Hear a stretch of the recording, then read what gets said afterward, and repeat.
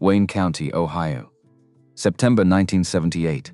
Dawn breaks cold over 40 acres that have seen 3 generations of the same family milk, the same black and white Holsteins the same way for 60 years. Except this morning, a borrowed stock trailer backs into the gravel yard at 5:47. Engine cuts, silence. Then the ramp drops, 6 animals descend. Slate gray, broad-shouldered, horns curved like scimitars, moving with the patience of something that has existed for 14,000 years and is in no particular hurry to explain itself to central Ohio. Water buffalo, Mediterranean. Italian import stock, the kind of animal that belongs in monsoon paddies, in Lombardy farmhouses, in 19th century recipe books written in dialect so old, most Italians can't read it anymore. Not here. Not in a county where the extension agent has been telling farmers what to do for 21 years. Not on a 40-acre dairy run by a 47-year-old widow. Everyone assumes we'll sell by Christmas. But she's not selling. She's standing at the ramp with a leather tally book in one hand and something else in the other. A promise, written in 1898, carried across the Atlantic in a chestnut box, waiting 77 years for someone to believe it. By sunset, every farmer within 50 miles will be laughing. By 1988, they'll stop. The first hoof touches Ohio ground. The Lincoln Town car pulled into the gravel drive at 6 in the morning. Dark gray, 2 years old. Waxed to a mirror finish that caught the Ohio dawn like it was something precious, which it wasn't. Not in Wayne County, not in April. Not when the ground was still half frozen, and the ryegrass hadn't come back yet, and the dairy farmers were all walking around with that look. The look that said the federal milk price was killing them, and nobody in Washington cared. The driver stepped out. Charcoal wool coat, navy suit underneath, white shirt, dark red tie. Silver hair thick enough to belong to a younger man. He carried a leather satchel, the kind doctors used to carry, the kind that said whatever was inside mattered. He stood there for a moment. Looked at the 40 acres. Looked at the barn. Looked at the 6 slate gray animals grazing in the upper pasture like they'd been there since the Ice Age. Then the screen door opened and a woman walked out, 47 years old. Barn coat over a wool sweater, Wrangler jeans, muck boots that had seen 1,000 mornings exactly like this one. Except this morning was different, because this morning, the promise was about to pay off, 8 years earlier. September 1978, Margaret Wilson stood at the end of the gravel lane and picked up the mail. 3 bills, a circular from the feed mill, 1 envelope with handwriting she didn't recognize. Vermont postmark. Her chest went tight. She walked back to the kitchen, set the bills on the counter, opened the Vermont letter, standing up because sitting down felt like admitting something. Mrs. Wilson, thank you for your inquiry. Yes, I have breeding stock available. 6 animals would run you $4,800. Cash preferred. I can discuss timing and transport if you're serious. Kenneth Anderson. She read it twice, then folded it, then put it in the drawer. Next to the stove, where she kept the tally book and the pencil stubs, and the things she didn't want Christopher to ask about yet. Because Christopher was 22. Because Christopher worked at the bank in town and wore a tie every day and had started talking about maybe staying at the bank. Maybe making a career of it. Maybe Lawrence Cole would promote him to assistant manager in a few years, and Margaret couldn't have that conversation yet. Not until she knew the Vermont man was real. Not until she knew the animals were real. Not until she'd driven up there herself and put her hands on them. Put her hands on them and decided whether her grandmother's letter was prophecy, or just an old woman's last wish, written down in the desperate hope that someone would listen. The letter. She'd found it 4 months ago. Winter. December. The night her mother had asked the question. Barbara Williams.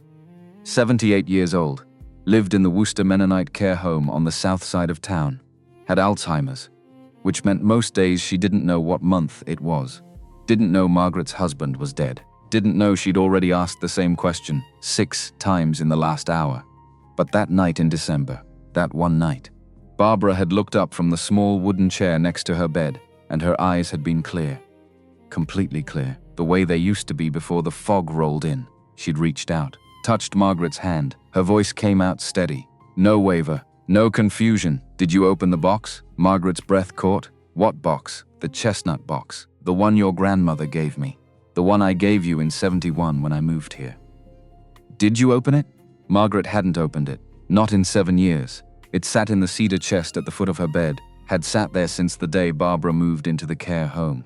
Margaret had unpacked it once, looked at it, seen the hemp twine still tied around it the way it had been tied in 1898, decided she wasn't ready.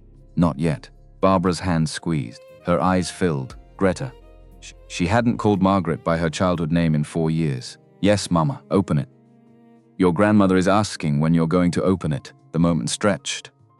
Then Barbara's eyes went vague again. The fog rolled back in. She looked at Margaret like she'd just arrived. Have you had supper yet, dear? Margaret drove home in the snow, pulled into the gravel yard, went upstairs, opened the cedar chest. The chestnut box was exactly where she'd left it. She carried it down to the kitchen, made coffee, sat at the oak table that had belonged to Robert's grandfather, untied off the hemp twine with hands that shook more than she wanted to admit. Inside, 7 wooden molds, hand-carved, each one rubbed smooth from 100 years of cheese. Small, simple, beautiful in the way old tools are beautiful when they've been made by someone who understood what they were for. 3 sealed cultures wrapped in beeswax paper. The handwriting on the labels was Anna's grandmother's. Dated 1897, a square of cheesecloth, hand-loomed, yellowed, fragile, and at the bottom, under everything, a recipe book. Margaret opened it. The Italian was old, some of it dialect, some of it she had to sound out like a child learning to read. But the last page was in English, in Anna's handwriting, dated April 1961. The year before she died, to my granddaughter Margaret. If you are reading these words, I am gone. The box is yours. The recipes are yours. The promise is yours. America will not be ready for our cheese in my lifetime. America will be ready in yours. You will know when. The day will come and you will not need anyone to tell you, buy the buffalo, make the cheese. Trust your hands. Your grandmother. Anna Margaret read it 4 times. She didn't sleep that night. In the morning she drove into Worcester. Went to the library. Asked if they had a magazine called Horde's Dairyman. The librarian brought her 3 months of back issues. She read every page in the May issue. Page 47. A 3-paragraph article about specialty dairy breeds. Mentioned a man in Vermont, Kenneth Anderson, had imported Mediterranean Italian buffalo in 73. Was breeding them. Trying to find a market, Margaret wrote down his address. That night she sat at the oak table again. Wrote him a letter. Kept it short. Didn't explain about the grandmother, or the promise, or the chestnut box. Just asked if he had breeding stock for sale, what the price was, whether he'd be willing to discuss it with a serious buyer. She mailed it the next morning. Didn't tell Christopher. Didn't tell anyone. 3 weeks later, the Vermont letter arrived.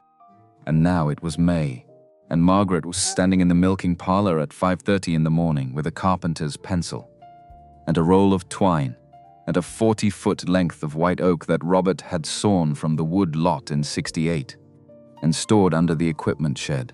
Christopher came in through the side door, work clothes, boots, hair still wet from the shower. You're up early, modifying the stalls.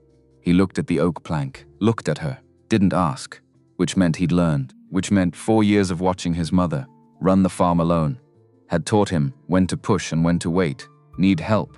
I've got it. He poured coffee from the thermos she'd brought out, leaned against the doorframe, watched her measure the upright, mark it, set the handsaw blade against the line. Bank's talking about promoting me. She kept sawing. That's good. Lawrence thinks I could be assistant manager in 2 years, maybe manager in 5 if I stick with it. You want to stick with it. Not a question, a statement. Because Margaret had learned too.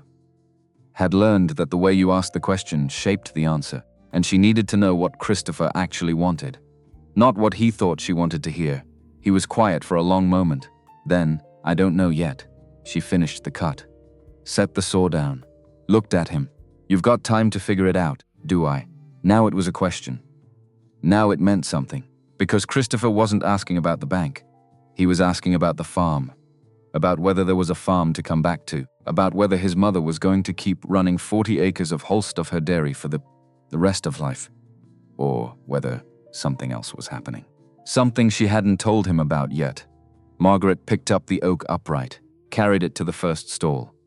Fit it into place, you've got time. Christopher didn't push.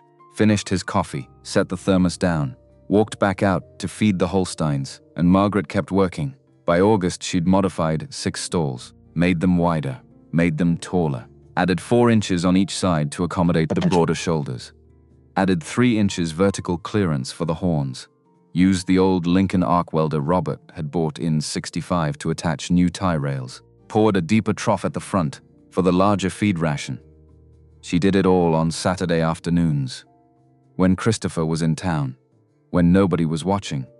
Because the other thing she'd be doing all summer was building a room. Paul Miller showed up in early June. Drove his pickup right up to the kitchen door, got out, knocked. He was 67, Mennonite, German stock, built half the barns in the county, had a reputation for not talking much and for doing the work right the first time. Margaret opened the door. "Mrs. Wilson, Mr. Miller, I heard you might need some work done." She hadn't told anyone she needed work done, which meant someone had told him, which meant word was already getting around, which meant she needed to decide right now whether to lie or commit. She committed. Basement, cheese room, concrete floor, center drain, 4-inch pour, insulated walls. I'll need it done before September. Paul nodded. Didn't ask what kind of cheese. Didn't ask why. Didn't ask anything. I can start Monday. What's your rate? For you, Mrs. Wilson, there is no rate. She went still. I can pay. I know you can. I'm not charging you, Mr. Miller. My father bought a pound of your grandmother's cheese in 1924. Made my mother a sandwich with it.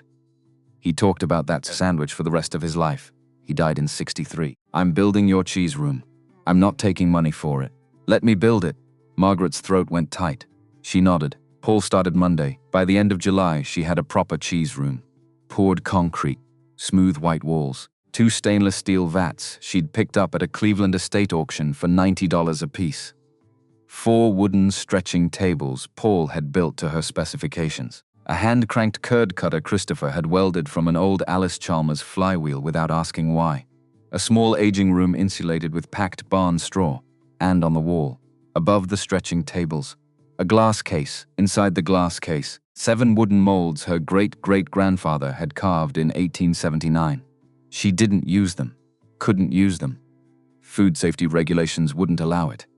But they were there, because every time she looked up from the work she needed to remember why she was doing it. On the 15th of August, she drove to Vermont, borrowed a stock truck from a neighbor who didn't ask questions. Told Christopher she was going to look at some equipment, which was true. Just not the kind of equipment he was thinking about. 460 miles, 8 hours. She stopped once for fuel, once for coffee, arrived in Bristol at 4 in the afternoon. Kenneth Anderson met her in the gravel yard of his farm, 61 years old, lean, weathered, had the look of a man who'd bet everything on something nobody else believed in, and was starting to wonder if he'd been a fool. Mrs. Wilson, Mr. Anderson. He walked her out to the pasture. 28 head of Mediterranean Italian buffalo. Big, slate gray, some almost black, quiet in a way Holsteins never were, patient, ancient, like they'd been grazing since before anyone invented fences. Margaret walked among them, put her hands on their shoulders, felt the muscle, felt the bone structure, felt the coats, thick, dense, built for cold. Kenneth followed at a distance, didn't talk, let her work. By sunset she'd chosen 6 3-bred heifers, due to freshen in March and April. Granddaughters of the original import stock from Caserta, good udders, calm temperament, the kind of animal that would hold a herd together while the operation found its footing. 2 dry cows, full sisters, 6 and 7 years old, had each raised 3 calves, steady, reliable. The foundation 1 bull, 18 months old, broad through the shoulder, deep chest, slate coat so dark it was almost blue in the late sun. Kenneth called him Anchor. Margaret didn't change the name. They went back to Kenneth's kitchen. She set her purse on the table, opened it, took out $4,800 bills, counted them onto the formica. Twice Kenneth counted them again, slowly. Then looked up. Mrs. Wilson. I want to tell you something. She waited. I've been trying to sell surplus stock for 3 years. Haven't had a single commercial offer. Your letter was the first serious inquiry I've received in 18 months. I would have sold these animals to almost anyone. But I want you to know, you're the right person. I can see it. You're going to make this work. Margaret's chest went tight again. Not from fear this time, from something else. Something that felt like validation, like permission. Like the universe saying, yes, this is the thing, do it. My grandmother said the day would come. Kenneth nodded. Looks like she was right. Loading took 2 to 3 animals in the first trailer. 3 in the second, 8 hours each way. Margaret drove through the night on the second run, stopped once for fuel outside of Akron, once for coffee in Pennsylvania, pulled into her own gravel yard at 5:30 on the morning of September 5th. Cold, dew on the grass. The first light just starting to come up over the back pasture. The trailer creaked behind her. She got out, walked around to the rear, dropped the pin, opened the ramp. The kitchen door opened. Christopher came out, work coat, boots, hair uncombed. He'd heard the truck, had gotten up, was standing on the porch now with his coffee in one hand, and a look on his face that said he just realized his mother had been lying to him for 4 months.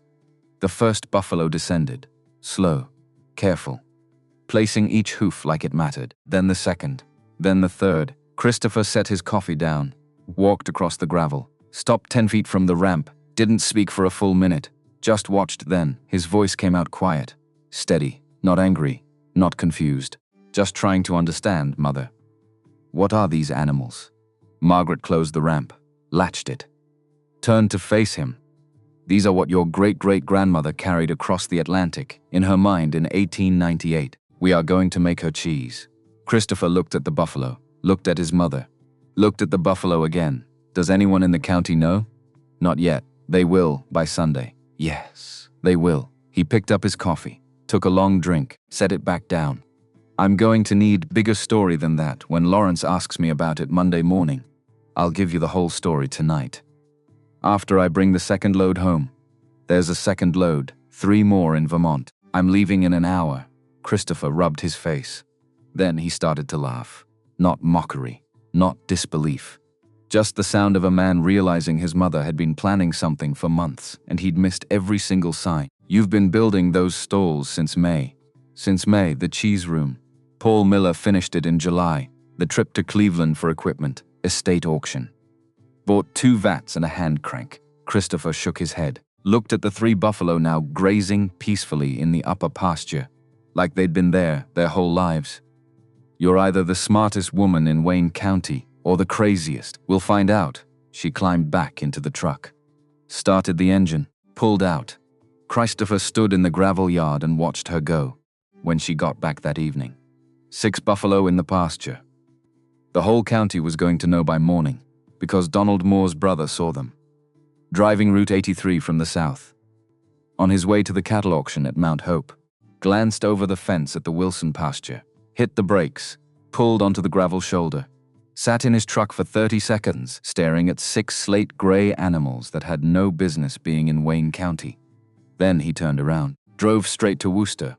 By 2 in the afternoon, the news had reached the cafe. By 4, it had reached the extension office. By 6, it had reached Donald Moore.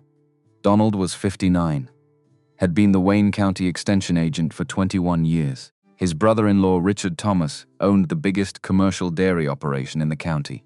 400 acres, 300 head of Holstein. And Donald had wanted Margaret Wilson's 40 acres since Robert died. Not in a predatory way, not in a cruel way. Just in the practical way that men who'd spent their whole lives in agriculture looked at a 40-acre operation being run by a widow and thought it would be better managed if it were consolidated into something larger, something more efficient, something that made sense. He'd approached the subject carefully, sideways. Over the last 4 years, brought casseroles his wife Linda made. Asked if Margaret had thought about leasing the back 20 for a season or 2, suggested that maybe consolidation made sense. Maybe selling to Richard would let her move into town, live comfortably, let Christopher have a real career instead of being trapped on 40 acres of marginal dairy. Margaret had thanked him every time, had never leased the back 20, had never shown the slightest interest in selling, and now she'd bought 6 water buffalo. Donald sat at his kitchen table at 6:15 that evening, with his cap in his lap and his elbows on the oilcloth, and looked at his wife, Linda Moore, 55. Had known Margaret since they were both 6 years old, had walked to the same one-room schoolhouse for 3 years before Linda's family moved to a different district. Had been bridesmaids at each other's weddings. She was stirring beef stews on the stove. Didn't turn around? Say it. She's lost her mind. Linda set the spoon down, turned off the burner, turned around. Donald Moore. You will not call her that, ever. She's Robert's widow. She's 47 years old. She buried a husband. She's raising a son alone. Her mother is in the nursing home, losing her mind a piece at a time. You will go over there tomorrow morning. You will ask her what she's done, and you will listen to the answer." Donald sat with his cap for a long minute. "Linda, I know." "Then go." He went. Tuesday morning, 7:30. Drove the 3 miles to the Wilson place in his extension service truck, pulled up to the fence line. Saw Margaret standing at the south gate of the upper pasture. Leather tally book in her left hand, pencil in her right. She didn't turn around. Just finished her entry, closed the book. Walked across the wet grass to meet him. Didn't open the gate, just waited. Donald got out. Took off his cap. Held it in both hands like he was talking to the school principal. "Margaret, you want coffee?" No. She wasn't being rude, wasn't being cold, just direct. Because coffee meant coming inside. Meant sitting at the table. Meant pretending this was a social call when they both knew it wasn't. Donald looked past her at the 6 animals. Looked back at her. "I drove past yesterday, counted 6. I came home. Asked Linda to set me straight. Linda told me to come ask you, Margaret. What in God's name have you done?" Margaret crossed her arms, not defensive. Just settling in for the conversation she'd known was coming. "Since Sunday morning, I bought 6 Italian Mediterranean water buffalo from a Vermont breeder named Kenneth Anderson. 3 bred heifers, 2 dry cows, 1 young bull, paid $4,800 cash. Hauled them 460 miles home in 2 trips early September. I'm running them on the back 20 next to the Holsteins. The heifers will freshen in March. I'm going to milk them by hand. I'm going to make Italian mozzarella di bufala using my grandmother's recipe. I'm going to ship it direct to Italian-American specialty buyers in Cleveland and Pittsburgh. I am not asking the regional milk co-op to haul a single drop. I am running a separate operation on the same 40 acres. Donald took his cap off, put it back on, took it off again. His voice came out careful. The way you'd talk to someone standing too close to a cliff edge. "Margaret, you cannot run a commercial water buffalo dairy in central Ohio." In 1978, she didn't blink. Why not? The Ohio Department of Agriculture doesn't have an inspection protocol for water buffalo milk. The Cleveland Federal Milk Marketing Order doesn't have a class designation. The Worcester Milk Hauler doesn't have a tanker for it. There's no Italian immigrant market in central Ohio for buffalo mozzarella. The closest market is the New York City restaurant trade, 470 miles east. You're going to be sitting on milk. You can't ship, and cheese you can't move. By spring of 1980, you're going to be selling these animals at salvage prices to a zoo or a circus, and you're going to be coming to me to ask if I'll buy the home place. Margaret looked at him for a long moment. Then, her voice came out steady, not angry, not defensive. "Just stating facts, Donald. My grandmother said in 1961 that the day would come when America was ready for real mozzarella. The Italian-American restaurant community in the New York metropolitan area is hitting critical mass right now on authentic Italian cooking. The Brooklyn and Long Island mozzarella shops are looking for American buffalo milk supply because the fresh imported product from Italy won't survive the transatlantic shipping window. By 1986, there's going to be a working specialty market in this country for American-made water buffalo mozzarella. And I'm going to be the only commercial producer east of the Rocky Mountains. I'm not asking you to understand this. I'm telling you so you don't have to ask me again." Donald looked at the 6 animals. Looked at her. Looked at the animals again. "Margaret, I can't stop you. No, you can't. I can't help you. I'm not asking you to. I'm going home. I will watch what happens." He drove home, sat at his kitchen table for 2 hours. Linda came in from the garden at noon, washed her hands, poured him cold coffee. "Well, she's thought about it longer than I have. That bother you, Linda? She's 47. She's a widow. She's running 40 acres alone. And she just told me she's going to be the only commercial buffalo dairy east of the Rockies in 8 years. I don't know what to do with that." Linda sat down across from him. "Donald, you don't do anything. You go to work, you leave her alone. And you remember that Anna Marchetti made cheese in that kitchen for 40 years. I tasted it when I was a girl. There was nothing in this county like it." Donald looked up. "You never told me that. You never asked." She went back to the garden. Donald sat at the table until 2 in the afternoon. By the second Tuesday of October, every farmer in Wayne County had heard. The Worcester Cafe sat on Liberty Street, between the courthouse and the savings bank. Tuesday and Friday mornings between 5:30 and 7, The long Formica counter filled with men in faded ball caps, drinking coffee from chipped enamel mugs, arguing about the federal milk price, arguing about the autumn corn silage harvest, arguing about whether the dairy buyout was coming. The widow Wilson's water buffalo became the main topic by the second week of October. Donald told the story at the counter 4 mornings in a row. Told it at the October dairy producers meeting. Told it at the First Methodist coffee hour on the 3rd Sunday.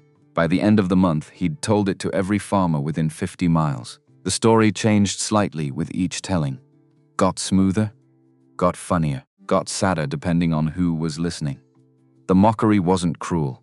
It was small-town disbelief wearing the clothes of concern. At the feed mill, on a Wednesday afternoon, Margaret heard a woman say, in a low voice meant to be overheard, that the Wilson widow had let her grief get the better of her judgment. At the savings bank the Saturday before Thanksgiving, the manager, Lawrence Cole, pulled Margaret aside after a routine deposit, asked her in a careful voice whether she'd thought through what the Worcester milk hauler was going to do when she tried to ship water buffalo milk to a Cleveland Holstein processor. At the First Methodist potluck, on the 3rd Sunday of October, the pastor's wife took Margaret's elbow in the basement fellowship hall, asked in a gentle voice whether the water buffalo were something Robert would have approved of. Margaret looked at her across a folding card table that held a broccoli casserole and a glass pan of apple cake. Robert would have asked me what my grandmother thought. The pastor's wife didn't say anything. Margaret carried her empty dish to the kitchen, washed it herself, drove home. That same week, Linda Moore drove to Worcester alone. Told Donald she was going to the fabric store. Didn't go to the fabric store, drove to the Wilson place. Parked on the shoulder. Walked up the lane.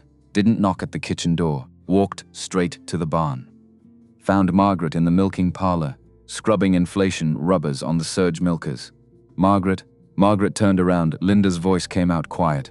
I want to apologize for my husband, Linda. Your husband is doing what your husband is paid to do. You don't owe me anything, Margaret. I tasted your grandmother's cheese in the summer of 1938. I was 9 years old. I haven't forgotten it. I want to be the first person in this county to buy a pound from you when the heifers freshen. I want to pay full price. I don't want to tell Donald. Is that something you can do for me? Margaret set down the scrub brush. Linda, I can do that. The first wheel I sell in this county is yours. Linda nodded, turned, walked back to her car, drove home, didn't tell Donald, would not tell Donald for almost 10 years. And Margaret stood in the milking parlor and understood for the first time that she wasn't completely alone. That somewhere in the county, somewhere hidden, there were people who remembered, people who believed, people who were waiting to see if the widow Wilson could actually pull this off. She went back to scrubbing the inflation rubbers because the first heifers were going to freshen in March, and she had 4 months to get ready. The first Ohio winter with water buffalo taught Margaret 3 things. 1, they handled cold better than Holsteins, much better. The thick coats, the calm temperament, the way they stood in the snow at 30 below and chewed their cud like it was a spring morning. 2, they were quieter, moved slower, watched you with dark, patient eyes that seemed to understand something the black and whites never grasped. 3, Christopher was going to stay.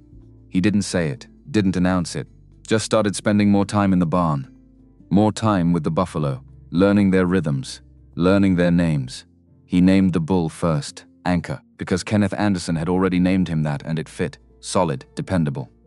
The kind of animal you built a herd around. Then he named the lead dry cow, Sophia, because she had that look, wise, a little stern.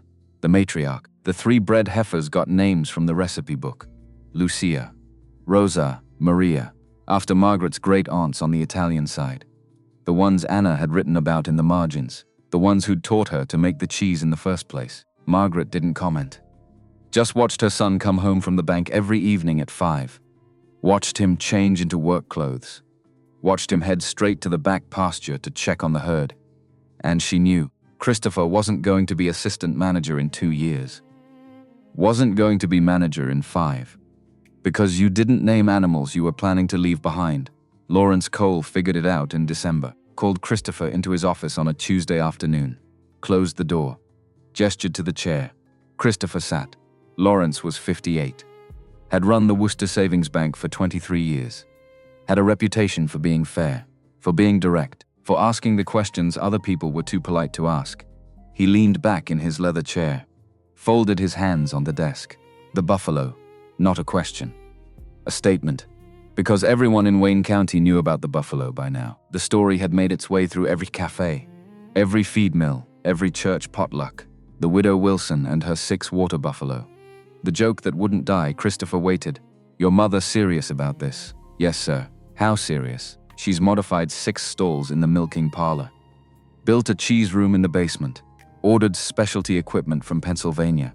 Read her grandmother's recipe book 70 times. Drove to Vermont twice in 2 days to haul the animals home herself. I'd say serious. Lawrence was quiet for a moment. Then, you staying. Christopher's chest went tight. Because there it was. The question. The one he'd been asking himself for 4 months. The one he hadn't answered yet. Not out loud. Not to anyone. I don't know yet.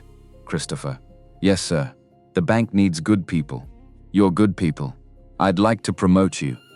But I'm not going to promote someone who's going to leave in 6 months because his mother needs help with a herd of water buffalo. I understand, do you? I think so. Then let me be clearer. If you stay at this bank, you stay. You commit. You build a career. You don't walk out the door in March because the heifer's freshened and your mother can't handle the milking alone. If you leave now. You go help her. You make that decision. But you don't do both, because both doesn't work. For you or for me. Christopher sat with that for a long minute. Then, can I think about it? You can think until January 15th. Then I need an answer. Yes, sir. He walked out. Drove home.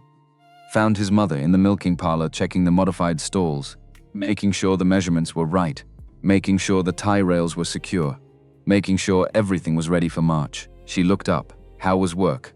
Lawrence wants an answer by January 15th. Bank or farm? Not both. Margaret set down her tape measure. Straightened. What do you want? I don't know, Christopher. I really don't know. The bank's good money. It's steady. It's a career. But the farm is. He stopped. Looked at the 6 modified stalls. Looked at his mother. The farm is different. Different how? Different like I can't stop thinking about whether Lucia's going to calve early. Different like I wake up at 5:30 without an alarm because I want to check on Sophia. Different like when I'm sitting at my desk doing bookkeeping. I'm thinking about what the cheese is going to taste like. Margaret's throat went tight. Not from fear this time. From something else. Something that felt like watching your son figure out who he was supposed to be. Then you already know, do I? Yes. You're just afraid to say it. Christopher rubbed his face. Then he started to laugh. That same laugh from September. The one that said his mother saw through him better than he saw through himself. I'll tell Lawrence in January. Tell him before Christmas. Give him time to find someone else. Don't leave him hanging until the deadline. When did you get so good at this? Your father taught me. Be clear. Be direct. Don't make people guess. Christopher walked back out to feed the herd. And Margaret stood in the milking parlor and understood that the operation was going to survive. Because it wasn't just her anymore. It was both of them. Which meant when the first heifer freshened in March, she wouldn't be doing it alone. Lucia calved on the 7th of March, early morning, cold.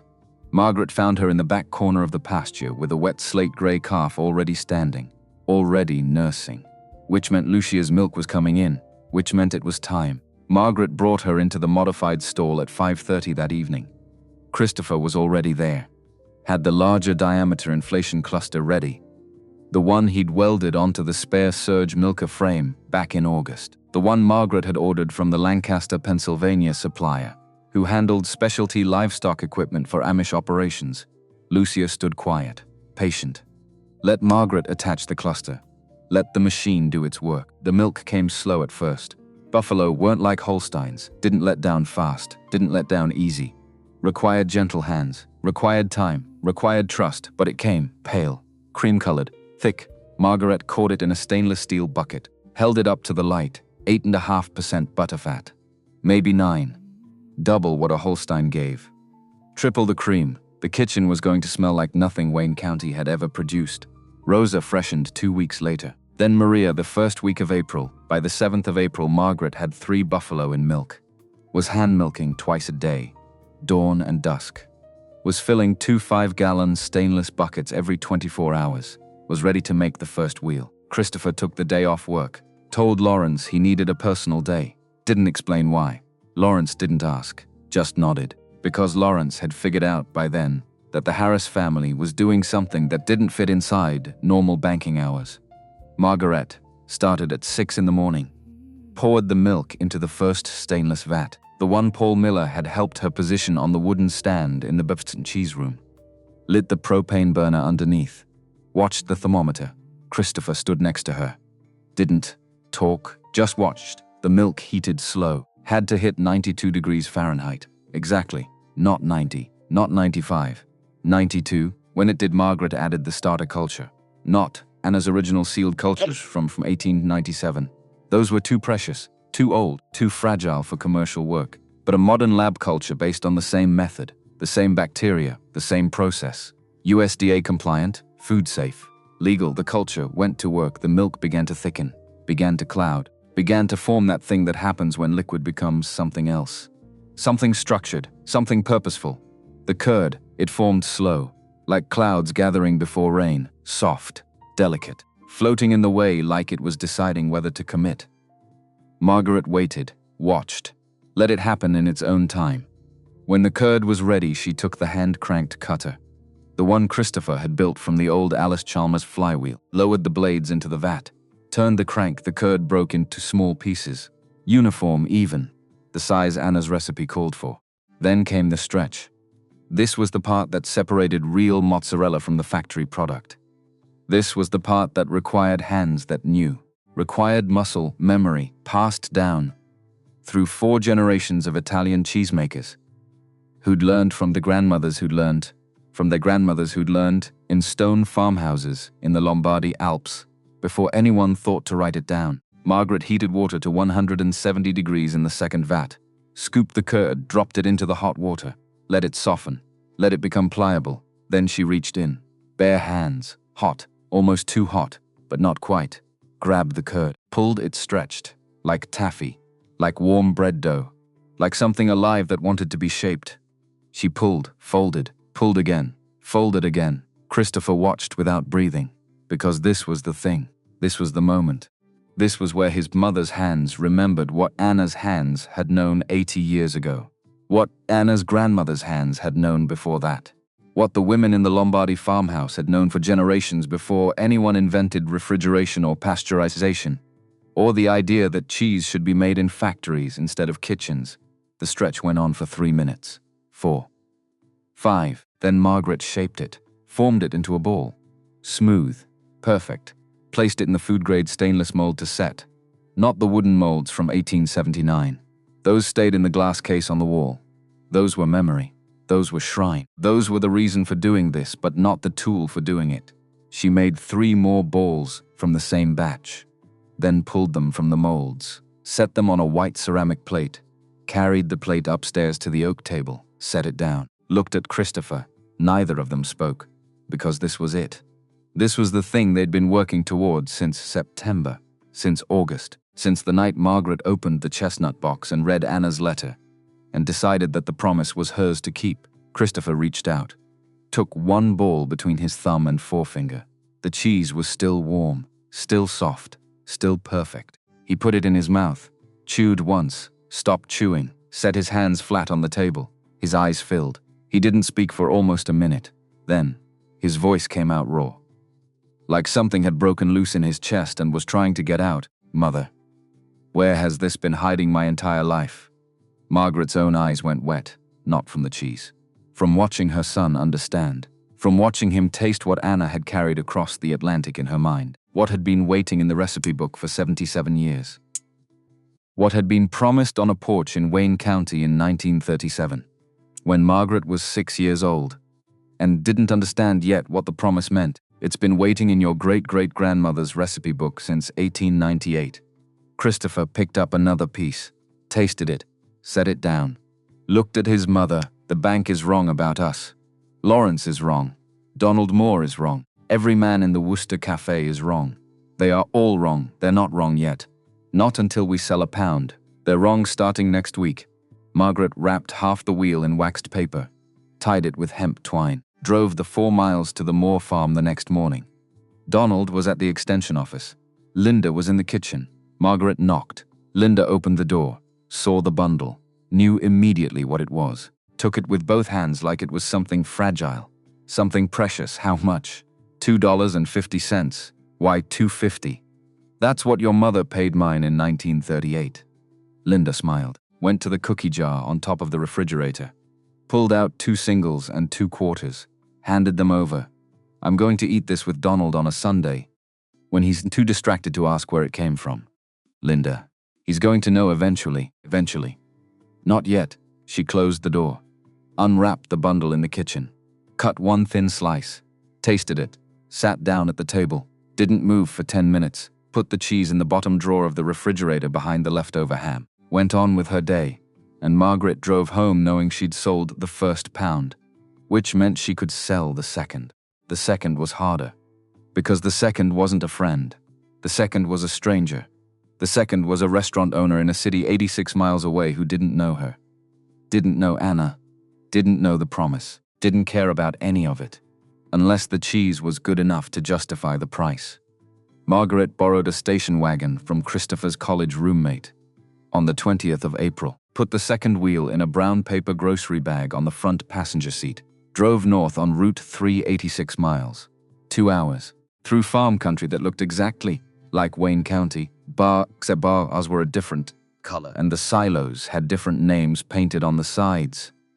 She hit Cleveland at 3 in the afternoon, found the Murray Hill neighborhood, parked on Mayfield Road, walked half a block to a basement restaurant with a hand painted over the steps.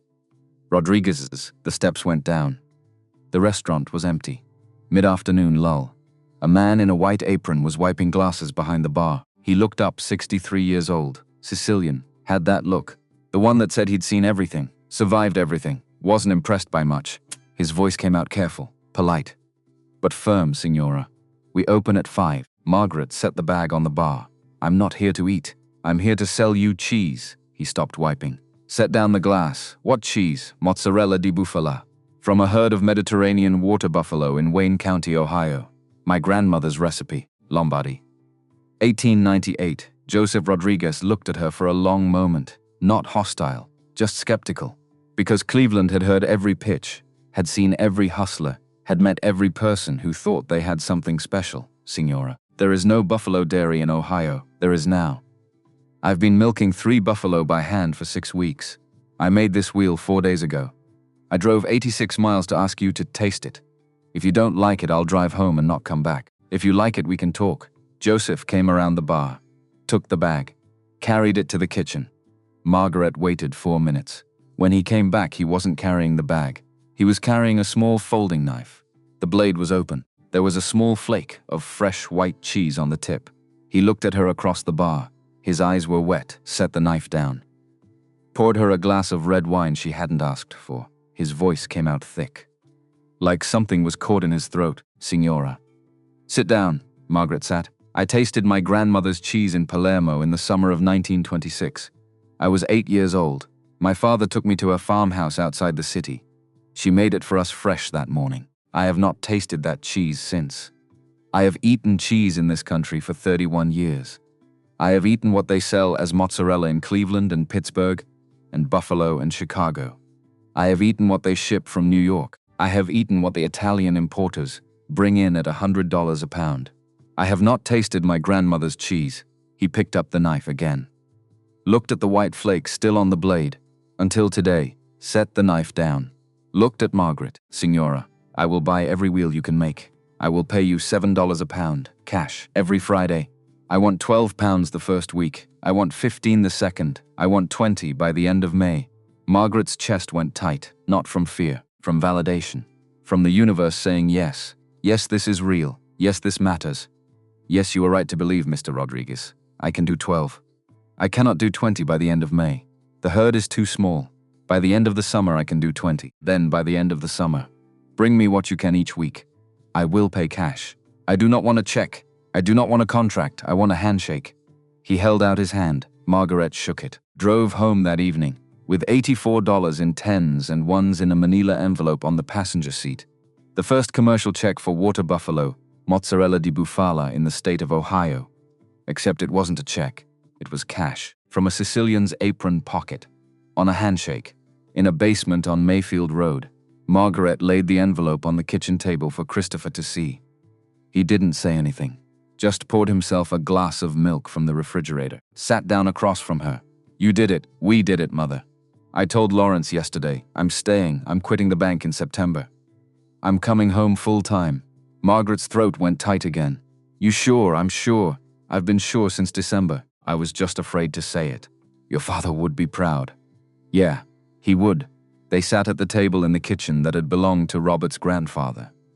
Drank milk that came from animals Robert had never imagined. Talked about a future that was starting to look like it might actually work. And outside, in the back pasture, 6 water buffalo grazed under the April moon like they'd been there since the beginning of time. The customer base grew the way small businesses in small regions grow. Slowly, by word of mouth, by reputation, by someone telling someone who told someone else. Joseph Rodriguez told a friend in Pittsburgh. The Pittsburgh friend told a friend in Columbus. The Columbus friend told a friend in Cincinnati. By the end of 1979, Margaret was making 26 pounds of mozzarella a week, shipping to 14 restaurants and 3 specialty grocers, netting $7 a pound wholesale, 9 retail, annual gross on the buffalo line, $7,000. On the back of 3 milking buffalo, the Holstein herd in the same year, 62,000. 50 cows, the buffalo was 11% of revenue, 11%. On 3 animals, Margaret wrote it in her tally book, underlined it twice, because 11% on 3 animals meant what? Meant 22% on 6. Meant 33% on 9. Meant if she could get the herd to 40 head. If she could keep the quality consistent. If she could find enough buyers. The buffalo line would cross 50%, and when the buffalo crossed 50%, she'd sell the Holsteins, convert the 40 acres to pure buffalo operation. She didn't tell anyone that plan. Not Christopher, not Linda Moore, not even Anna's ghost, which she sometimes felt standing in the cheese room when she was working late. Just wrote it in the book, circled it. Put the book back in the drawer. By 1980, the herd was 14 head. The cheese line was 17% of revenue. By 1981, 22 head, 24%. By 1982, 29 head, 31%. By 1983, 36 head, 38%. By 1984, 41 head, 43%. By 1985, 46 head, 46% of total revenue. They were within striking distance of the line that mattered. Except in October of 1980, something almost ended it. Sophia went down. Margaret found her at 5:30 on a Sunday morning, lying on her side in the upper pasture, breathing shallow, barely conscious, bloated, severely bloated, because Margaret had left the alfalfa gate open Saturday night. Her first major mistake in 2 years. The one thing you never did with ruminants. Left them in fresh alfalfa overnight without supervision. Sophia had eaten too much, too fast. The gas had built up in her rumen. She couldn't expel it. It was crushing her organs, suffocating her from the inside. Margaret ran back to the kitchen, called Dr. Brian Thompson. The county vet, 40 years old, had been treating Wayne County livestock for 12 years. Had never treated a water buffalo. "I'll be there in 20 minutes. He made it in 15, came through the pasture gate at a run. Bag in hand, saw Sophia. Dropped to his knees next to her, examined her, listened to her gut, felt her abdomen. Looked up at Margaret, severe bloat. "I'm going to use a trocar. Have you ever seen this done? On a Holstein. 20 years ago. My husband did it. Then you know it's not pretty. Do it." Brian worked for 2 hours. Used the trocar to puncture the rumen. Released the gas. Stayed past lunch. Monitored her breathing. Gave her fluids. Gave her antibiotics. Saved her life when Sophia was standing again. When her breathing was normal. When the crisis had passed. He packed his bag. "What do I owe you?" $30. Margaret tried to hand him 50. "I'm not taking 50. Dr. Thompson, Mrs. Wilson. I learned more in 2 hours than I learned in 3 years of veterinary school. This is the first water buffalo I've ever treated in this county. Probably the first anyone's treated in this state. The standard rate stands." He drove home. That same week, Richard Thomas showed up, Donald Moore's brother-in-law. 64 years old, white-haired, heavy. Ran the 400-acre Holstein operation that was the largest in the county. Wore a dark grey suit like he was going to a funeral. Pulled up to Margaret's gate on a Friday afternoon. Got out. Walked through without asking. Margaret met him at the cheese room door. Mr. Thomas, Mrs. Wilson. I have an offer for you on the 40 acres. Clean offer. Cash. $300,000. That's more than this land has ever been worth. You can be in a comfortable house in Worcester by Christmas. You can be done with the buffalo. You can let Christopher have a real career. You can take care of your mother. Margaret didn't unlatch the screen door. Mr. Thomas, yes, $300,000 is a lot of money. I appreciate the offer. The answer is no. The answer is going to be no every time anyone asks. I am not leaving this 40 acres while I'm alive. Tell whoever sent you here to stop sending people. I have nothing else to say. Have a good afternoon. Richard stood for a moment, Mrs. Wilson. I am going to be back, Mr. Thomas. You are going to be wrong about that. Goodbye. She turned around. Walked back to the cheese room. Closed the door. Richard drove away. Within a month, every farmer in Wayne County knew he'd tried. Some of them stopped laughing for the first time in 2 years. Some didn't. Donald Moore didn't know his brother-in-law had made the offer until 1985. When he found out, he stopped speaking to Richard for 2 years, because by 1985, it was getting harder to laugh. By 1985, the federal Class 1 milk price had dropped from $15 per hundredweight to $12. By 1985, Donald's own 400-acre operation was being squeezed every quarter. He'd bought a new parallel parlor in '82 on bank financing. Bought a new tractor in '83, taken out a second operating note in '84 to cover a feed bill. By '85, he was refinancing again, and across the county. On 40 acres, Margaret Wilson was running a buffalo operation at 46% of revenue and climbing. In May of 1984, a young woman drove into Margaret's gravel yard in a small green Chevette, 26 years old, Mennonite, had grown up on a dairy farm 20 miles east, wore a plain dress, hair pulled back, had that look, the one that said she'd been thinking about this for a long time, had been working up the courage, had finally decided to just do it. She knocked at the kitchen door at 10 on a Saturday morning. Margaret opened it. The woman's voice came out nervous, but steady underneath, like she'd practiced this speech 50 times in her car on the drive over, Mrs. Wilson. My name is Rebecca Lewis. I'm 26. I have read about your operation for 2 years. I want to learn how to make this cheese. I cannot pay you. I can work for you for free. I can drive 80 miles round trip every Saturday. I will do anything you tell me to do. I will scrub vats. I will milk by hand. I will haul manure. I will not ask questions you don't want me to ask. I want to learn what your grandmother taught you. Margaret looked at her for a long moment. Then come in. I'll pour coffee. Rebecca came in. Margaret poured. They sat at the oak table. Rebecca, I am going to teach you what my grandmother taught me. I am not going to take a single dollar from you. I am going to teach you for one reason. My grandmother was taught by her grandmother for free in 1890. I am going to keep that chain unbroken.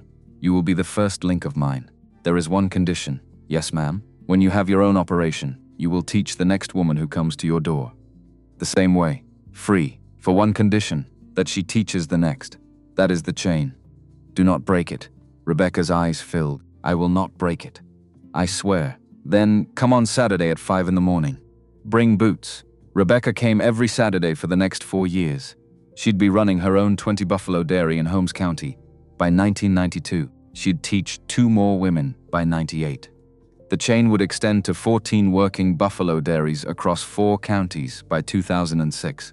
None of it would exist if Rebecca Lewis hadn't knocked on the kitchen door in May of '84.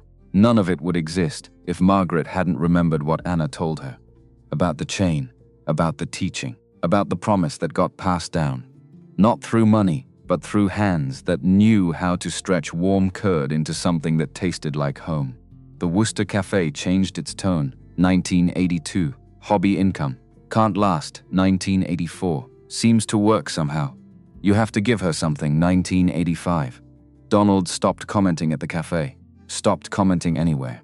Because his own numbers told the story. And the story said that something was happening.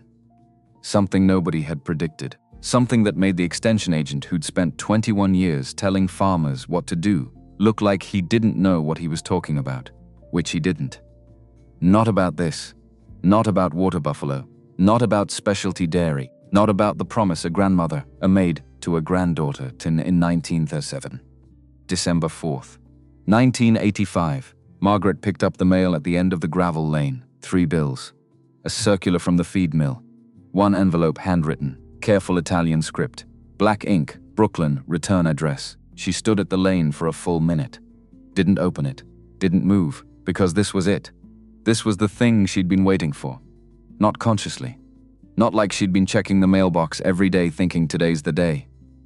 But somewhere deep, somewhere in the part of her that still heard Anna's voice on the porch in 1937. She'd known this letter was coming. Had been knowing it for 8 years. She walked back to the kitchen. Poured herself a glass of water. Sat down at the oak table. Opened the envelope. 3 paragraphs. Typed. Careful, dear Mrs. Wilson. My name is Anthony Martinez. I am a specialty cheesemaker in Brooklyn, New York. I have been hired by a small shop called Casa di Bupala to locate an American source for fresh buffalo milk. The shop has been losing product to shipping spoilage on Italian imports. We are looking for a domestic producer. I was given your name by Kenneth Anderson in Vermont. He spoke highly of your operation. I would like to visit at your convenience.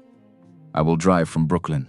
I do not ask you to commit to anything during the visit. I want only to taste your cheese and shake your hand.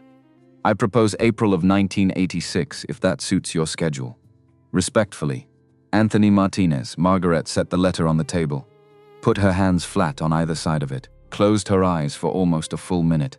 When she opened them, she walked to the kitchen drawer, took out a sheet of stationery, wrote 3 sentences in pencil. Mr. Murnez, I will receive you on the 12th of April at 6 in the morning. Please come hungry. Margaret Wilson. Walked the letter back down to the mailbox, put up the red flag, walked back to the kitchen, sat down. And for the first time in 8 years.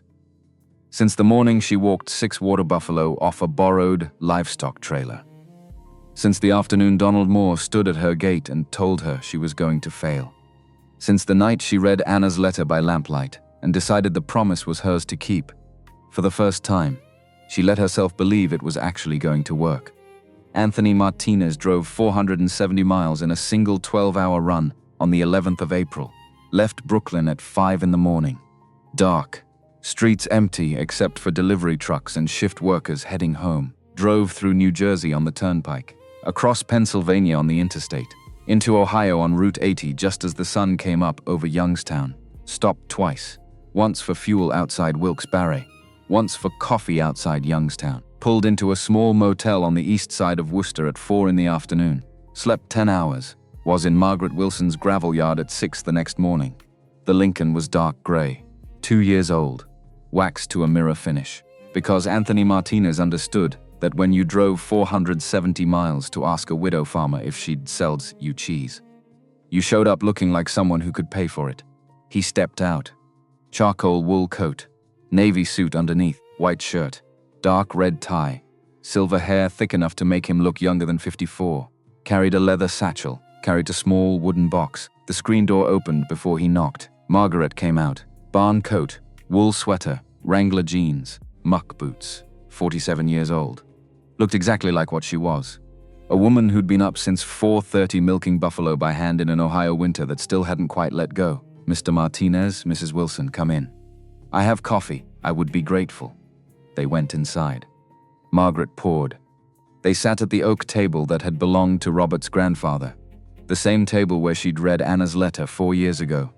The same table where Christopher had wept over the first cheese. The same table where every important decision in this operation had been made since September of '78. Anthony set his satchel on the floor. Set the wooden box on the table. Didn't open it yet, Mrs. Wilson. I want to thank you for receiving me. You drove a long way. Coffee's the least I can do. I drove a long way because Kenneth Anderson in Vermont told me you were the only person east of the Mississippi who understood what real buffalo mozzarella was supposed to taste like. He said you learned from your grandmother. He said your grandmother learned in Italy. He said if I wanted to find American-made cheese that tasted like the cheese my own grandmother made in Naples, you were the only call I needed to make. Margaret's chest went tight, not from nerves, from something else. From the feeling that the universe was clicking pieces into place that had been waiting 8 years to fit together. Your grandmother made buffalo mozzarella in Naples. In a stone farmhouse outside the city. I was 5 years old. 1937. She made it fresh every morning. I have not tasted that cheese in 49 years. Until today. If you will let me taste yours, I will. But first I want to show you the operation. I want you to see where the milk comes from. I want you to see the animals. I want you to see the cheese room. I want you to understand what you're buying before you taste it. Anthony smiled. First time since he'd arrived. A real smile. The kind that said he'd just recognized something important, Mrs. Wilson. I came to the right place. They spent 4 hours walking the operation, started at the milking parlor. 6:30 in the morning. Christopher was already there. Had the modified stalls ready. Had the larger diameter inflation clusters cleaned and waiting. Margaret introduced them. My son Christopher. He runs the milking operation, Mr. Martinez. Good to meet you. Good to meet you. Your mother tells me you built these clusters yourself. Welded them onto spare surge frames. Ordered the larger rubbers from a Lancaster supplier. Buffalo need different equipment than Holsteins. Slower letdown. Gentler suction. May I watch? You can help if you want. Anthony took off his coat. Rolled up his sleeves. Helped Christopher bring in Sophia. Watched him attach the cluster. Watched the milk come down slow, pale, cream-colored. Thick caught some in a steel cup. Held it to the light, didn't say anything. Just nodded. Set it down. Helped finish the milking. When they were done, Christopher headed out to feed the rest of the herd. Margaret led Anthony to the cheese room. Basement. Concrete floor, center drain, white walls, 2 stainless vats, 4 wooden stretching tables, the hand-cranked cutter, the small aging room with packed straw insulation, and on the wall, above the stretching tables, the glass case.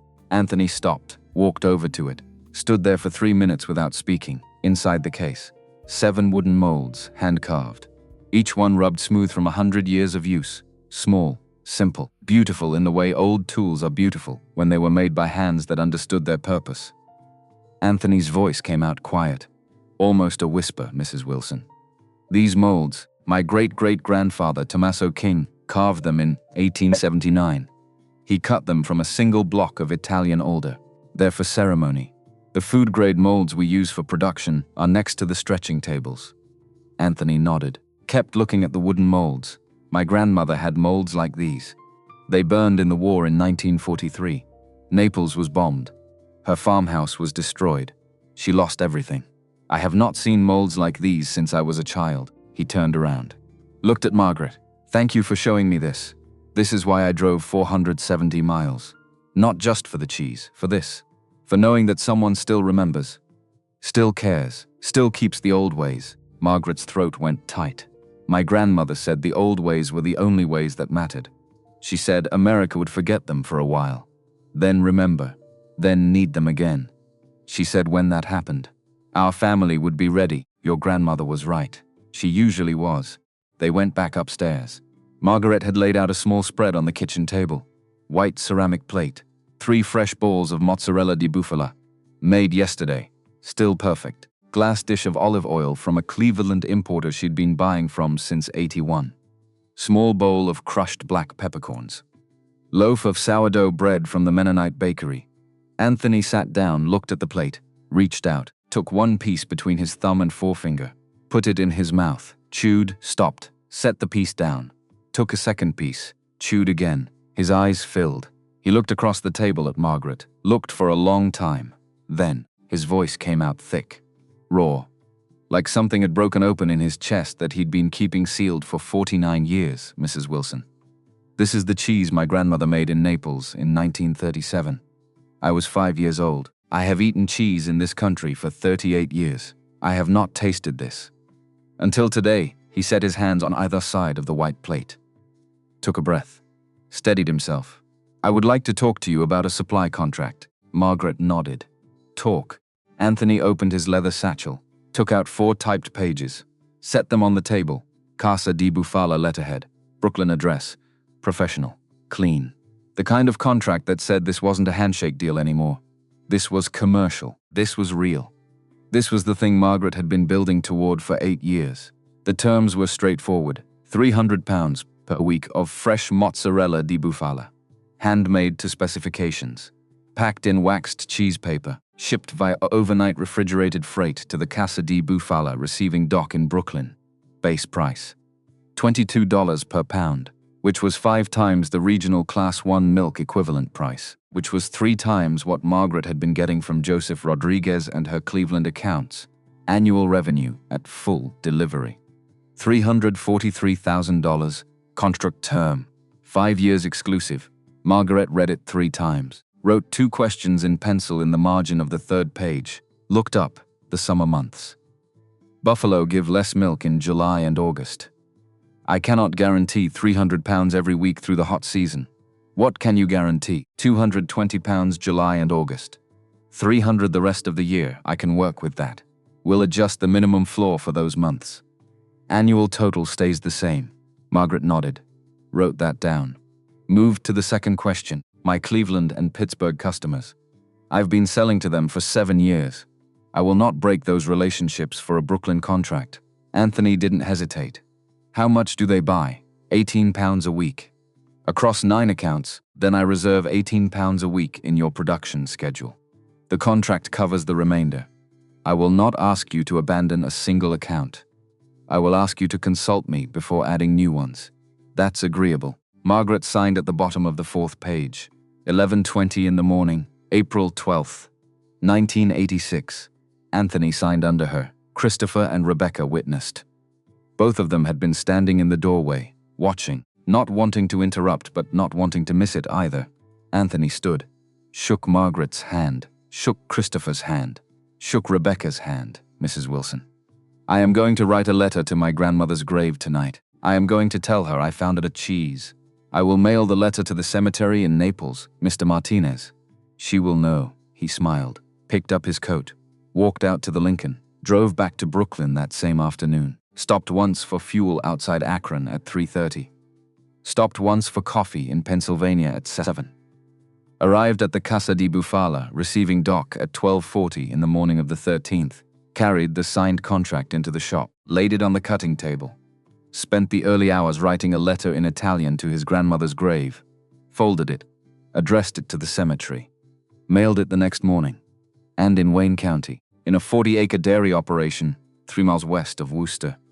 Margaret sat at the oak table with a contract that was going to change everything. Christopher poured himself coffee. Sat down. You did it. We did it, Mother. This is 10 times what we're making now. I know, the herd isn't big enough. Not yet. We'll scale up. June will be at 64 head. September will be at 80. By next March, we'll have the numbers to hit full delivery. And the Holsteins. Margaret was quiet for a moment. Then, we sell them. Next spring, full liquidation. Convert the entire 40 acres to buffalo. Christopher nodded. Didn't argue. Didn't question. Just understood that the moment had come. The moment Margaret had been planning for, since she wrote it in her tally book in '83 and circled it twice. The buffalo was about to cross 50% of revenue, which meant the Holsteins were done. The first shipment left the Wilson gravel yard on the 20th of May. By the end of June, the herd was 64 buffalo. By the end of September, Christopher had given his notice at the bank. Lawrence Cole signed the exit paperwork on a Friday afternoon, shook Christopher's hand across his desk. Christopher, yes sir, your mother was right.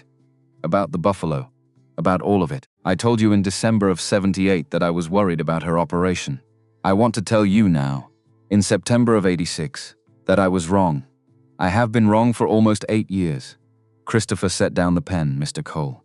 I appreciate that, Christopher. There's something else. There was a meeting in 1980. Regional vice president of this bank, Camp, told me to call in your mother's operating note. I did not call it in. I told him I was renewing it. I told him he could fire me if he wanted. He did not fire me. He has not asked again. Tell your mother. She was right. I was wrong. Christopher's chest went tight. Not from anger, from gratitude, from understanding that there had been people protecting them. People believing in them. People making decisions behind closed doors that had kept the operation alive when it could have been killed with a phone call. Mr. Cole. Thank you. Go run the cheese kitchen. Christopher went home. Told his mother what Lawrence had said. Margaret didn't speak for almost a minute. Then, I'm driving into town tomorrow. I'm taking Mr. Cole a wheel of cheese. I'm thanking him, Mother. He's going to refuse it. Yes, he will.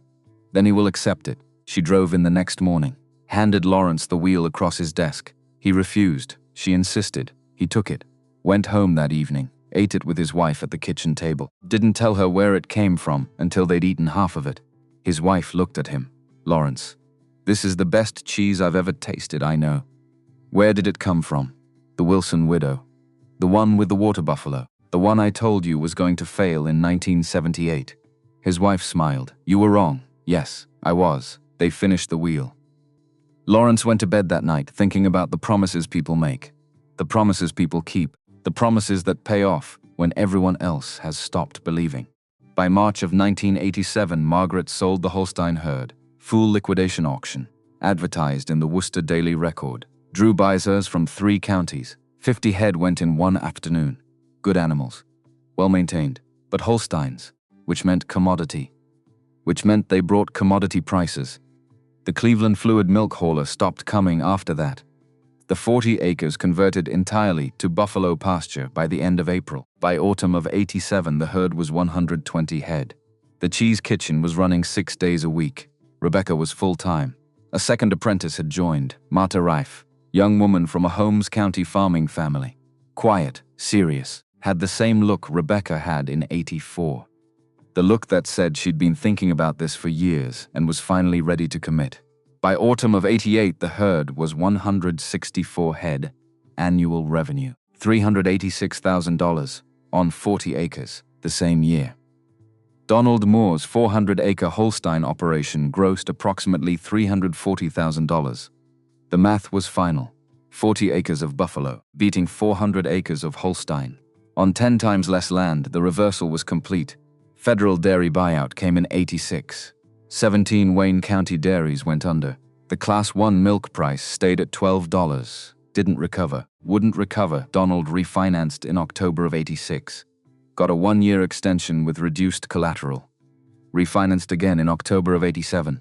Barely. The bank told him a third refinance wouldn't be available without additional collateral. Which he didn't have. Which meant he was 1 bad quarter away from losing everything. And in December of 88. On a cold Tuesday evening, Linda Moore couldn't watch him suffer anymore, sat down across from him at the kitchen table. Set her hands flat on the oilcloth. Donald, I need to tell you something. You won't like it. Listen. He looked up. What? I have been buying cheese from Margaret Wilson since April of 1979. Once a week, every week. I have hidden it in the bottom drawer of the refrigerator, behind the leftover ham. I have spent approximately $1,000 of our household money, over 9 years, on her cheese. I did not tell you because I knew what you would say. I am telling you now, because I cannot watch you sit at this table for another evening, and not know. Donald went still, stood up, walked to the refrigerator, opened the bottom drawer, moved the ham aside, saw the waxed paper bundle, picked it up, carried it to the table, unwrapped it, cut a slice with the paring knife from the drawer, put it in his mouth, sat down, set his hands flat on the table. Linda, I owe her my county. I do not know how to begin to fix what I have said and done. Linda's voice came out firm, not angry, just clear. Donald, you go over there, you knock on her door. You say what you have to say, Linda. She is not going to receive me, Donald. She is going to receive you. I know her better than you do. She has been waiting for this for 10 years, so have I. Go. Saturday afternoon, first week of November. 1988, cold, northwest wind. The kind that came down from Canada and reminded you winter was coming whether you were ready or not. Donald drove to the Wilson place in his extension truck, removed his cap before he walked through the gate, found Margaret in the cheese room, working curd at the second stretching table, hands in the hot water, pulling, folding, shaping, stood in the doorway for almost a full minute. Then his voice came out quiet, steady, not asking for pity. Just stating what needed to be stated, Margaret. I have been thinking about Robert, about what I should have said to you in September of 1978, when you walked those buffalo down the ramp. I know it now. I should have known in April of 79 when you sold the first wheel in Cleveland. I did not know because I am the kind of man I am. I am not asking forgiveness. I am asking if I can come stand at this gate one Saturday afternoon a season and learn what I should have learned 10 years ago. Margaret stopped stretching, wiped her hands on her apron, walked to the door, didn't unlatch the screen right away. Long pause, Donald. You were forgiven on the October evening in '78, when Linda sent you over the first time. You were forgiven before you ever drove out. You did not need to come today. I did need to come today. Then come in. I will pour coffee. She unlatched the door. He came in. She poured. They sat at the small table in the cheese room, the one Christopher had built for quality checks, the one that wasn't the oak table upstairs but served the same purpose. A place to sit, a place to talk, a place to understand. Donald looked at the racks in the aging room, looked at the new stainless vats, looked at the 7 wooden molds in the glass case, stopped at the case. Margaret, tell me about them. So she did. Told him about Anna Marchetti, 14 years old, crossing the Atlantic in steerage in 1898, carrying nothing but a chestnut box and a promise. Told him about Tommaso King carving the molds in the autumn of 1879. About the recipe book, about the sealed cultures, about the letter Anna wrote in April of '61, the year before she died.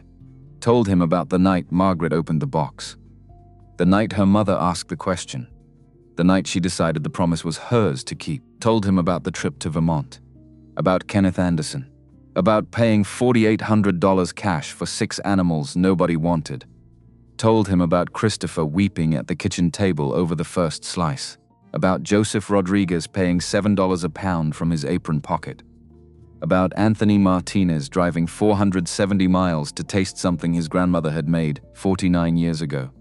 Told him about Rebecca Lewis, about Marta Rife, about Paul Miller refusing payment for the G's room, about Linda buying cheese for 9 years and hiding it behind the ham. Told him all of it. 1 hour, Donald listened without speaking. When she was done, he set down his coffee cup. Margaret, thank you, Donald. I have one more thing. Yes, Linda has been my friend since we were 6. She has carried this between us for 10 years. She did not enjoy carrying it. You go home tonight. You tell her you know everything. You tell her you understand. You tell her you love her. You go home tonight. I will. He stood, walked to his truck, drove home, told Linda everything, came back to the Wilson gate the next Saturday, and the Saturday after that, and every Saturday for the next 18 years. Until his death in 2006, the visits became a quiet rhythm in the Moore and Wilson families. Understood, not discussed, just part of the landscape, part of the way things were. His obituary in the Worcester Daily Record listed him as survived by his wife Linda, and as long-standing friend of the Wilson family. Linda outlived him by 9 years. Buried next to him in the Worcester Lutheran Cemetery. The Worcester Daily Record ran the feature on November 22nd. 1988, 8 column inches on the front page. 16's more inside headline. The 6 buffalo that changed the county. The article was everything Margaret had asked for. Not a victory lap, not mockery, not I told you so. Just the story, the facts, the numbers. The quiet revolution that had happened on 40 acres, while everyone was looking the other way, quoted Donald. I owe my brother-in-law's neighbor my county. I will spend the rest of my life trying to deserve to call her my sister, quoted Dr. Martha Finley at Ohio State. The Wilson operation is the foundation of American water buffalo production. It has been quietly run for 10 years by a single Wayne County widow on 6 imported animals her grandmother told her to buy in '61. We have known about this operation since '84. Mrs. Wilson asked us to keep her name out of the literature. We did. We are no longer going to. Noted that the operation had grossed $386,000 in '88, that the Casa di Bufala contract had been renewed, that 2 more apprentices had joined, that the American Dairy Goat Association had filed a formal request with USDA to establish federal recognition for American-produced water buffalo dairy products. Final paragraph. Italics. 6 water buffalo walked off a borrowed trailer 10 years ago this September.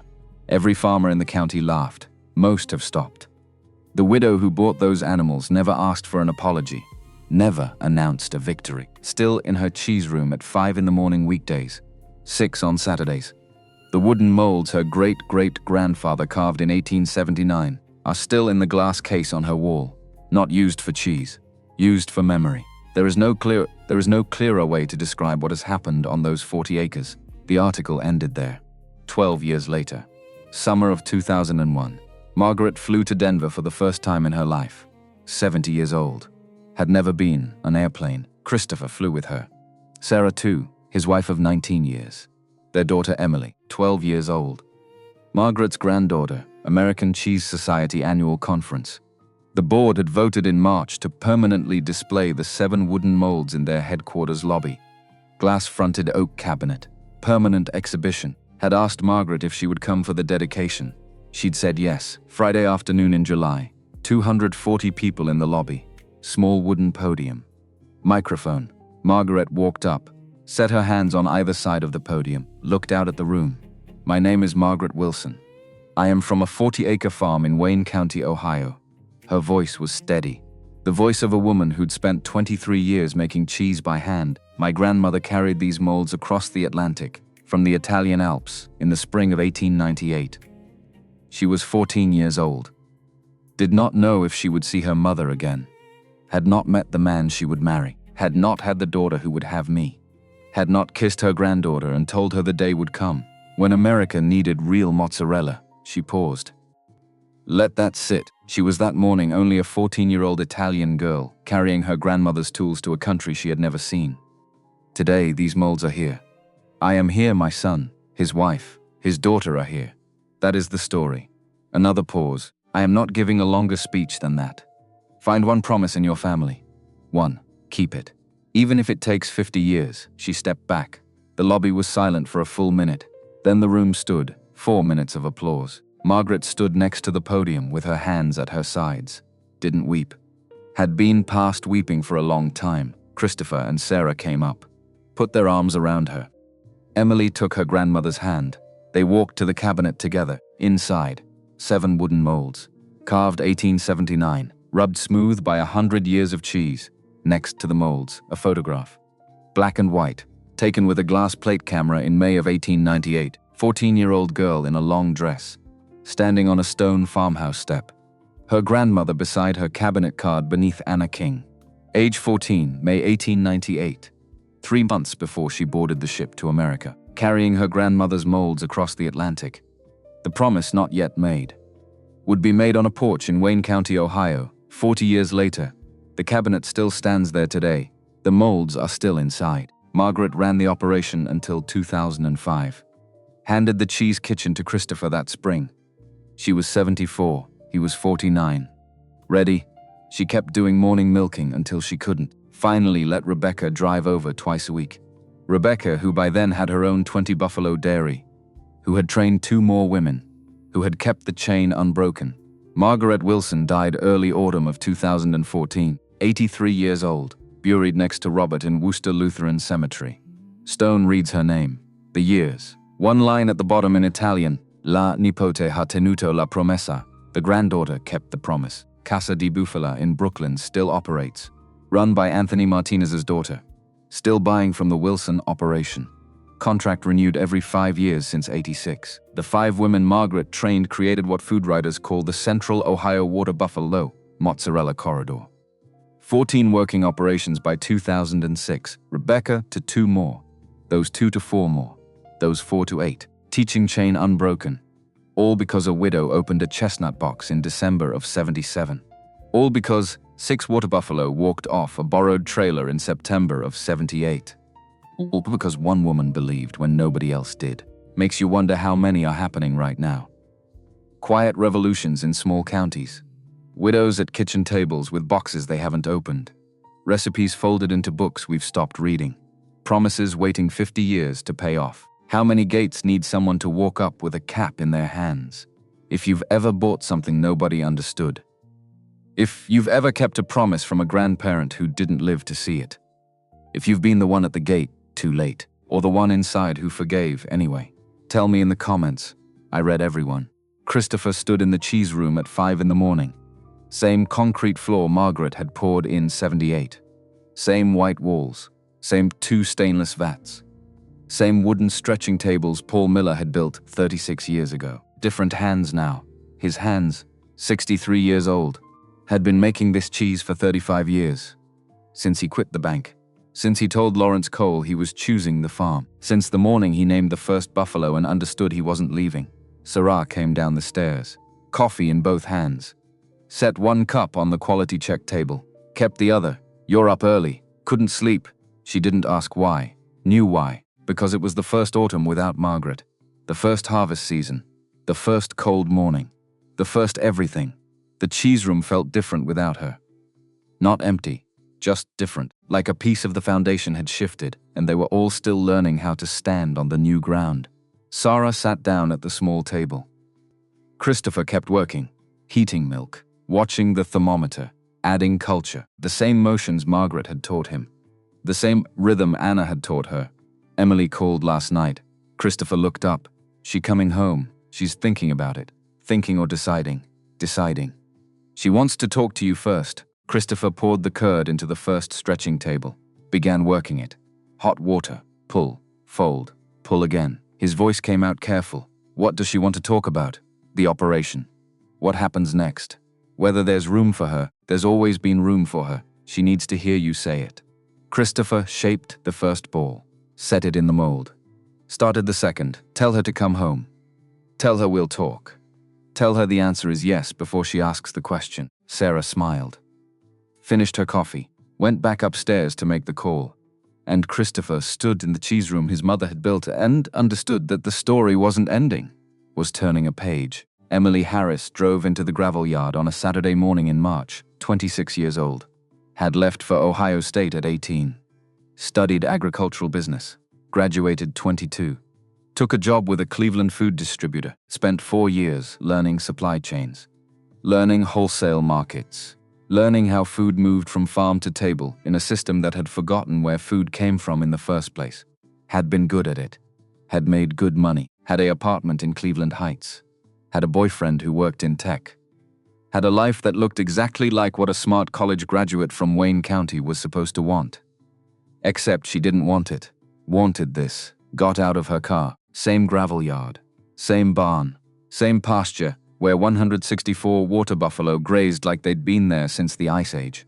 Because they had, in a way, had been waiting for 14,000 years for someone to understand what they were for. Christopher came out of the barn. Work clothes. Boots. 64 now. White hair. Looked like Robert. Looked like the photographs Emily had seen of her great-grandfather standing in this same spot in 1968. Emily, Dad, he walked over, hugged her. Stepped back. You're home, I'm home. For a visit, or for good. That depends on you. They walked to the kitchen. Sarah had coffee ready. The oak table that had belonged to Robert's grandfather. 4 generations had sat at this table. Had made decisions at this table. Had signed contracts. Had wept. Had laughed. Had kept promises. Emily sat down. I want to come home. I want to run the digital side of this operation. I want to build an online platform. I want to take what Grandma built and scale it. Not big, not factory, but bigger than 9 wholesale accounts and a Brooklyn contract. I want chefs in San Francisco to be able to order from us. I want home cooks in Seattle to know we exist. I want the teaching chain Rebecca started to go national. I want the next 100 operations, not in 4 counties, in 20 states. Christopher and Sarah looked at each other. Christopher's voice came out quiet. Your grandmother spent 8 years proving this could work in 1 county. You want to prove it can work in 50 states? Yes, that's a lot of buffalo. We don't raise them all. We teach other people to raise them, the way Grandma taught Rebecca, the way Rebecca taught 2 more. Except we do it with video, with online courses, with virtual mentorship. We certify the operations. We create a co-op. We pool shipping.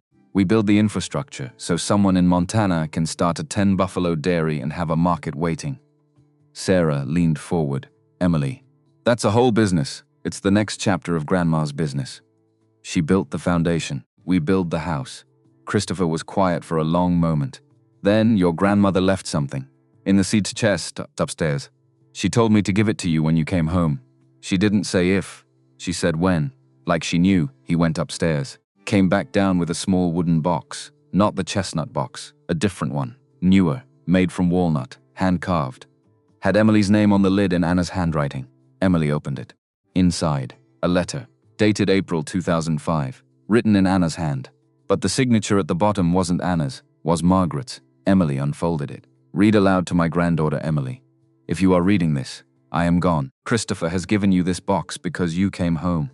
Not to visit. To stay. To carry the promise forward I knew you would.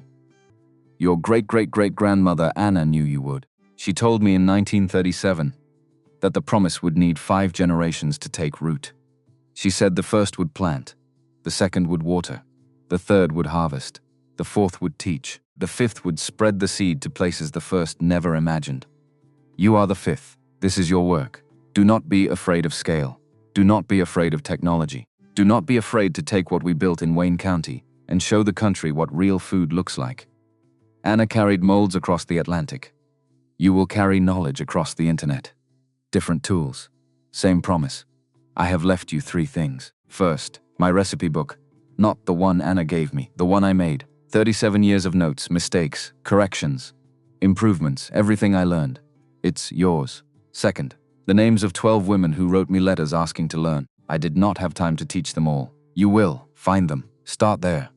Third, a phone number. Call it. They're expecting you. Your grandmother, Margaret. Emily set down the letter, reached into the box. Recipe book, leather-bound. Margaret's handwriting. 37 years of a lifetime compressed into 140 pages. A folded sheet of paper. 12 names, 12 addresses, 12 phone numbers. Women from Montana, Oregon, Vermont, North Carolina, Tennessee, Wisconsin. Women who'd written Margaret between 1998 and 2004 asking to learn, asking if they could visit, asking if there was a way, and at the bottom, 1 phone number, New York area code. Emily looked up. Did you know about this? Christopher shook his head. She wrote it the year she retired, sealed it, told me to give it to you when you came home, said I'd know when. Emily picked up her phone, dialed the number. 3 rings, a woman's voice, young, professional, clear. Casa de Bufala. This is Maria Martinez. How can I help you? Emily's chest went tight. My name is Emily Harris. I'm Margaret Wilson's granddaughter. She left me this number. She said you'd be expecting my call. Silence on the other end. Then Emily, yes, we've been expecting you for 9 years. My grandmother was Anthony Martinez. He wrote in his will that when Margaret Wilson's granddaughter called, we were to offer her the same thing he offered your grandmother in 1986. A partnership. We want to expand. We want to open locations in 6 cities. We want to source from American buffalo dairies. We want to build a network. We've been waiting for you to be ready. Are you ready? Emily looked at her father, at her mother, at the oak table, at the kitchen where Anna had made cheese, where Margaret had read the letter, where Christopher had wept over the first slice. I'm ready. Emily spent 6 months building the foundation, not alone. Called all 12 women from Margaret's list. 11 answered. 10 wanted to learn. 8 had land. 6 had capital.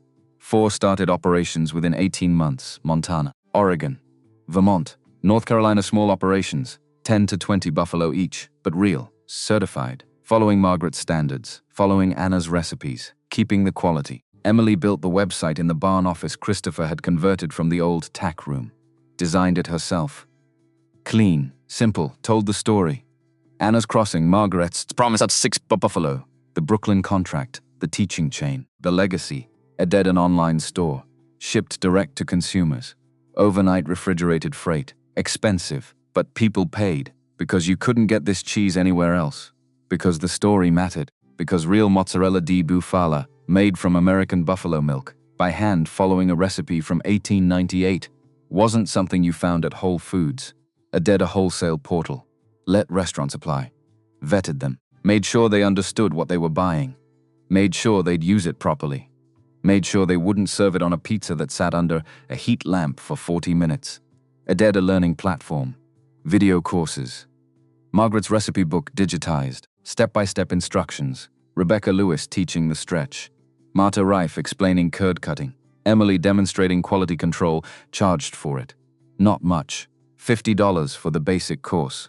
$200 for the advanced certification. $500 for the virtual mentorship program the first year. 63 people enrolled the second year. 212 by 2017.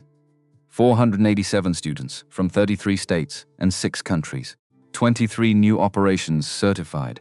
The network was growing. September of 2017, a woman drove into the gravel yard in a blue Honda Civic with California plates. 32 years old, Vietnamese American. Had grown up in Orange County. Parents owned a restaurant. She'd worked there since she was 8. Learned to cook, learned to respect ingredients, learned that real food came from people who cared. Had spent 5 years in San Francisco working in tech. Made money, bought her apartment, realized she hated it, quit, sold the apartment. Started looking for something else, found Emily's website. Read Anna's story, read Margaret's story, watched Rebecca's videos, took the advanced certification course online, passed, applied for the virtual mentorship program. Emily had accepted her in June. Now she was here, in person, standing in the gravel yard at 5:30 on a Saturday morning, with a duffel bag and a look on her face that said she'd driven 2,000 miles for this and wasn't leaving until she learned it. Emily met her at the barn. Lynn Nguyen, Emily Harris, they shook hands. Emily led her to the cheese room. Same room Margaret had built. Same vats, same tables, same glass case with the 7 wooden molds. Lynn stopped at the case, stood there for a full minute. Then, my grandmother made rice noodles by hand in Saigon in 1968. She taught my mother. My mother tried to teach me. I was too busy, too American, too impatient. She died in 2009. I never learned. I'm not making the same mistake twice. I'm learning this. I'm taking it back to California. I'm starting an operation. I'm teaching other people. I'm keeping the chain. Emily's throat went tight. You sound like my grandmother. Your grandmother sounds like mine. They went to work. Lynn stayed 3 months. Learned everything. Milking, culture preparation, curd cutting, the stretch, shaping, aging, quality control, business management, wholesale relationships. Learned it the way Margaret had taught Rebecca. The way Rebecca had taught the next 2. The way the chain had been kept for 40 years. When she left in December, she had a business plan. Had secured land outside Sacramento. Had ordered her first breeding stock from a Montana supplier. Had a loan from a California agricultural development bank that specialized in immigrant-owned specialty farming operations. Would be milking her first buffalo by spring of 2019. Would be teaching her first apprentice by 2021.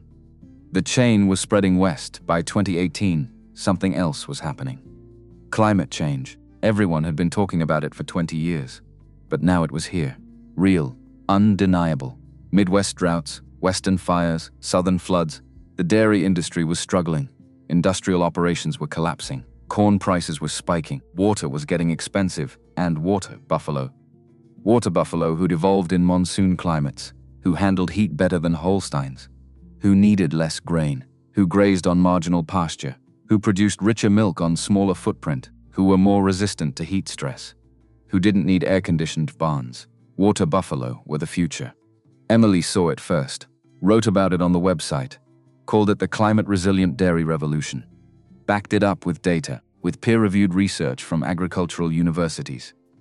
With testimonials from the 23 certified operation, the article went viral, was picked up by the New York Times food section, by Mother Jones, by agricultural policy journals, by climate activists who'd never thought about dairy farming as a climate solution. By 2019, Emily was getting calls from venture capital firms, from impact investors, from foundations that wanted to fund the expansion. She turned down most of them, kept the operation independent, kept it family-owned, kept it true to Margaret's vision, but accepted one grant from a Sustainable Agriculture Foundation, $50,000, to develop an open-source guide for starting climate-resilient water buffalo dairies. Free. Available to anyone. In English, Spanish, Vietnamese. The guide launched in March of 2020. Downloaded 14,000 times in the first month. Then came 2020 COVID. Everything shut down. Restaurants closed.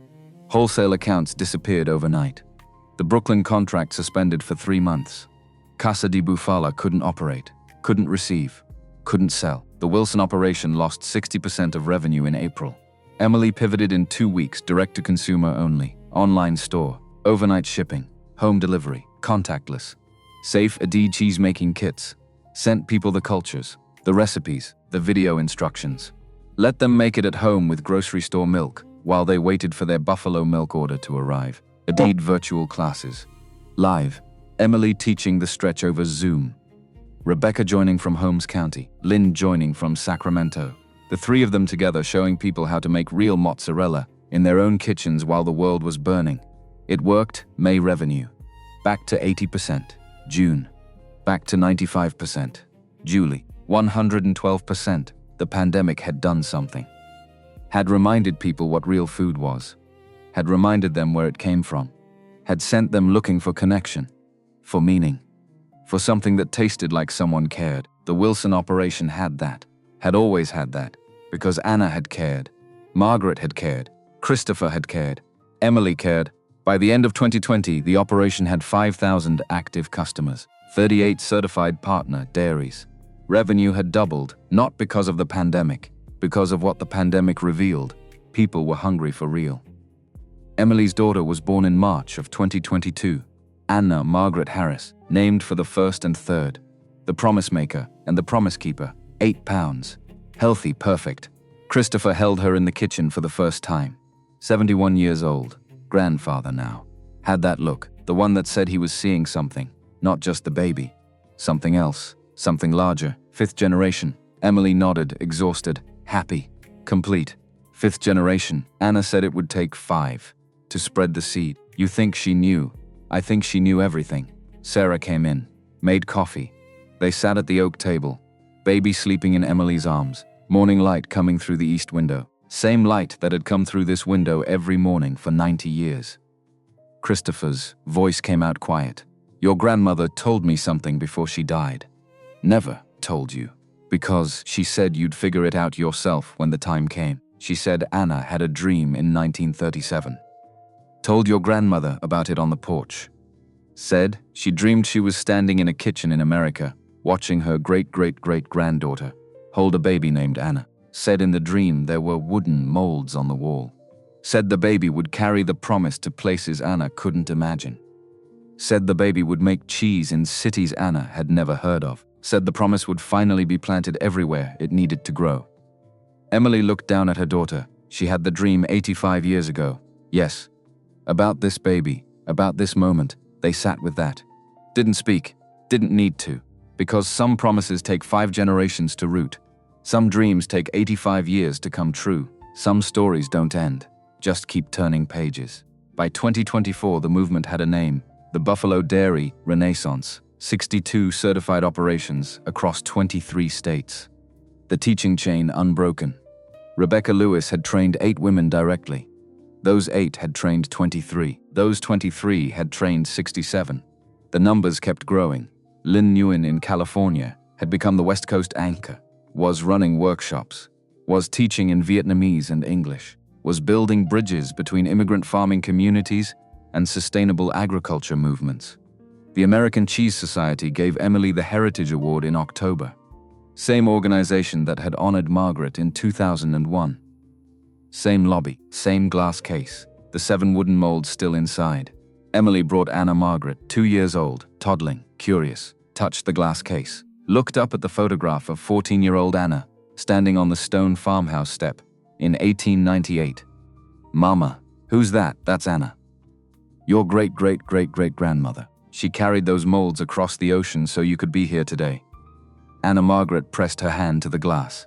Emily took a photo, sent it to Christopher, to Sarah, to Rebecca, to Lynn, to the 62 operations in the network. The photo went everywhere. Social media, news articles, agricultural journals, because it said everything. Said the promise had been kept. Said the chain was unbroken. Said 5 generations had done their work. Said the 6th was ready. Spring of 2026. Emily sat in the barn office. Late afternoon. Anna Margaret napping upstairs. Christopher and Sarah in town. The herd grazing in the back pasture. 179 buffalo now. The operation running 6 days a week. The network growing, her laptop open. Email inbox full. Applications from 3 new operations. 1 in Alaska, 1 in Maine, 1 in Hawaii. People who'd found the website, taken the courses, were ready to start, were asking to learn. A knock at the door. Young woman, 24 maybe. Latina, work clothes, nervous, had that look. The one Rebecca had in 84. The one Ling had in 17. The one that said, I've been thinking about this for months, and I finally drove here and I'm terrified but I'm not leaving until I ask. Emily opened the door. Can I help you? The woman's voice came out steady. Practiced. Like she'd rehearsed this. My name is Sofia Ramirez. I'm from Texas. I grew up on my grandfather's goat dairy. He died 2 years ago. I inherited the land, 20 acres. I want to convert it to buffalo. I've taken your online courses, all of them. I've saved $6,000. I want to buy breeding stock. I want to learn from you in person. I can work for free. I can stay for 6 months. I'll do anything. I just need someone to teach me what you were taught. What Margaret was taught. What Anna knew. I need the chain.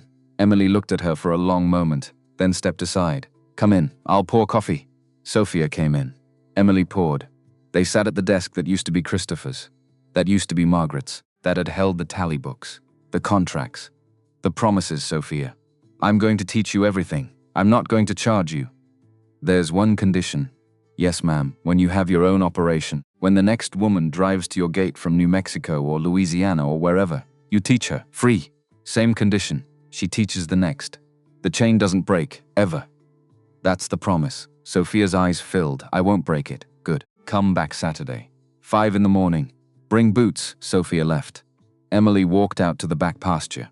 Found Christopher checking fence, Sarah helping, Anna Margaret on Christopher's shoulders, pointing at the buffalo, laughing. Emily stood at the fence line, looked out over the 40 acres, same 40 acres, same barn, same gravel yard, same promise, except it wasn't the same anymore, was bigger, was 62 operations, was 5,000 customers, was 85 years of teaching, was a movement, was still growing. Christopher walked over, another one, Texas, 24 years old, saved $6,000, ready to start. They keep coming, they'll always keep coming. Long as we keep teaching. Sarah joined them, took Anna Margaret from Christopher's shoulders, set her down. The toddler ran to the fence, reached through, tried to touch the buffalo. Emily picked her up. Not yet, baby. When you're bigger, Anna Margaret pointed. Big cows, buffalo. Say buffalo, buffalo, close enough. They walked back to the house together. 4 generations, the sun setting behind them, the herd grazing, the cheese room waiting, the promise still unfolding. That night, Emily sat at the oak table. Anna Margaret asleep upstairs. Christopher and Sarah in the living room. The house quiet except for the old clock ticking on the wall. Robert's grandfather's clock. Had been ticking since 1923. Emily opened her laptop. Started writing. Not a business plan. Not a marketing strategy. A letter to whoever reads this in 2040 or 2060. Or whenever the time comes for you to carry this forward. My name is Emily Harris. I'm the 5th generation of a promise that started in 1898 when a 14-year-old girl named Anna, Nas crossed the Atlantic carrying 7 wooden molds and a dream she couldn't explain. I'm writing this in 2026. The operation my great-great-grandmother Margaret built is still running, still teaching, still growing, but it's not finished. It will never be finished because real food, real craft, real connection between land and table, that's not something you finish. That's something you tend, something you pass down, something you protect. You'll face things I can't imagine. New technologies, new climates, new challenges, but the core stays the same. Make cheese by hand, teach the next person, keep the chain, trust your hands, trust the buffalo, trust the promise. Anna was right. It takes 5 generations to plant. Now we grow, now we spread, now we see how far this goes. The wooden molds are still in Denver. Go see them if you can. Put your hand on the glass. Feel the connection. Then come back, do the work, teach the next one. Keep it going. Your great-great-great-grandmother, Emily, she saved it. Put it in a folder called, for later, closed the laptop. Walked upstairs, checked on Anna Margaret. Sleeping, one hand curled under her chin, the other reaching toward the window, toward the barn, toward the pasture, toward the buffalo. Emily stood in the doorway, watched her daughter breathe, and somewhere, across time, across an ocean, across 5 generations and 128 years. A 14-year-old girl named Anna stood on a stone farmhouse step in the Italian Alps and smiled. Because the promise was kept, was being kept, would keep being kept, long as there were hands to stretch the curd. Long as there were people willing to learn. Long as someone remembered that real food came from real people who cared enough to do it right. The story doesn't end here. Never did. Never will. It just keeps turning pages. And the next chapter, the one being written right now in Texas and California and Alaska and Maine and Hawaii and 62 operations across 23 states and counting. That chapter is yours if you want it. The buffalo are waiting. The cheese room is ready. The promise is calling. All you have to do is show up. Put your hands in the hot water. Pull, fold, shape, and become part of something that started before you were born and will continue long after you're gone. That's the promise. That's the work. That's the future. Anna dreamed about on a porch in 1937 when she told a 6-year-old girl named Margaret that America would be ready someday. Someday is now. What are you going to do with it?